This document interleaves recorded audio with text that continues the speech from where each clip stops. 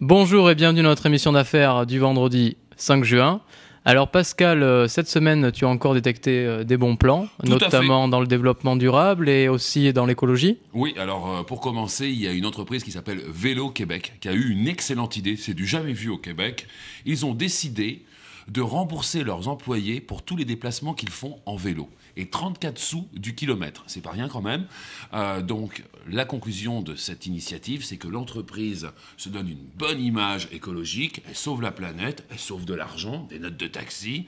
Les employés arrivent super en forme. Bon, je pense qu'il faut fournir la douche de temps en temps, mais ça relève quand même d'une belle initiative des entreprises du Québec. Et ils se font remarquablement remarquer avec cette idée-là. Oui. C'est très brillant.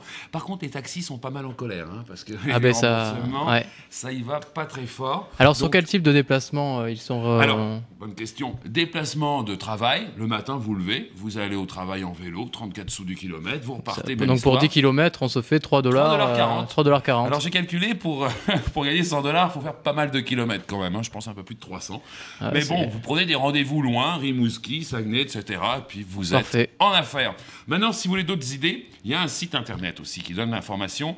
Il s'appelle etipedia.net et vous pouvez copier quelques idées qui sont fournies là-dedans. Voilà pour ça.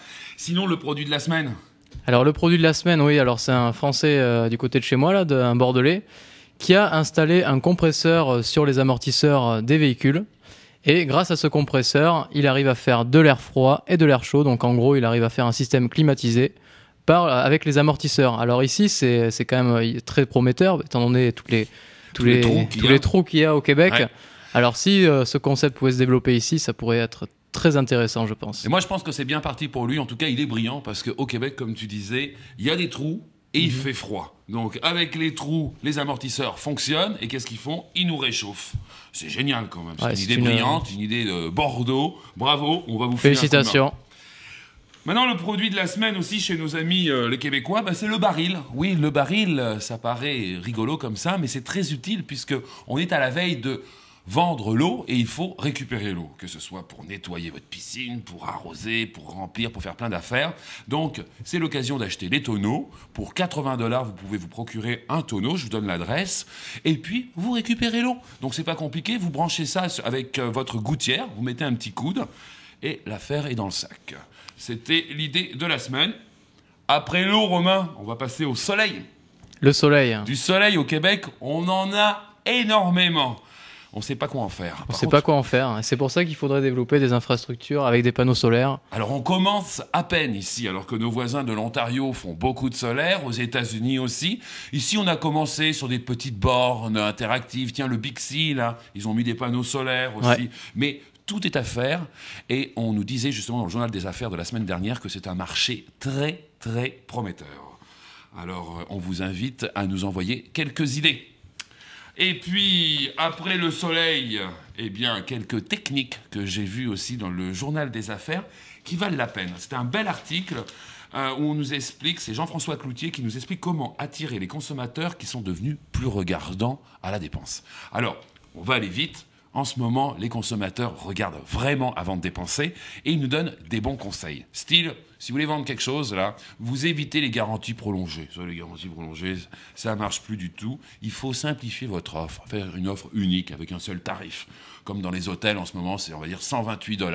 Et c'est tout, c'est clair, quoi. On se méfie beaucoup des petits trucs C'est clair, cachés. Net et précis. Donc, en fait, le consommateur est de plus en plus méfiant sur tout ce qui est garanti. Il faut vraiment simplifier son offre. Il faut aussi être transparent. Même si vous êtes plus cher, vous allez expliquer pourquoi vous êtes plus cher. Le consommateur doit comprendre. Il ne faut rien cacher.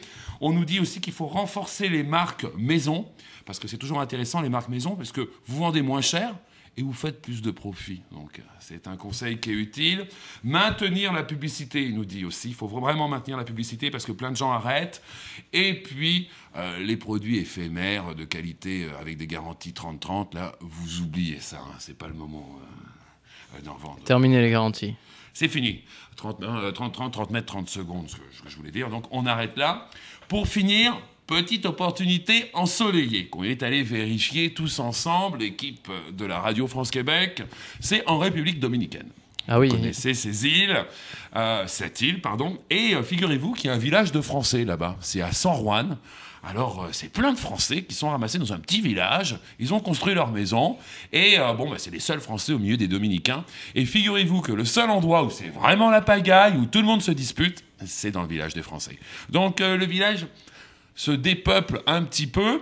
Donc, il faut faire quelque chose pour ça. Ouais, parce qu'ils savent plus où aller. Et justement, il y a toute une montagne d'un côté qui appartient à une famille avec vue sur la mer. On est allé visiter ça, c'était Tout à fait, on a vu les parcelles, elles sont magnifiques. Valable, vous avez vu, imprenable sur la mer, à des prix, à mon avis, défiant toute concurrence. Alors, pour ceux qui veulent se lancer dans la promotion d'un village en République dominicaine... On vous donne le lien et on vous donne la personne à contacter. Faites affaire avec eux. C'était tout. Pour le validateur de la semaine. Et puis, si vous avez des produits intelligents à nous suggérer, envoyez-les nous. N'hésitez pas. À la semaine prochaine. Au revoir.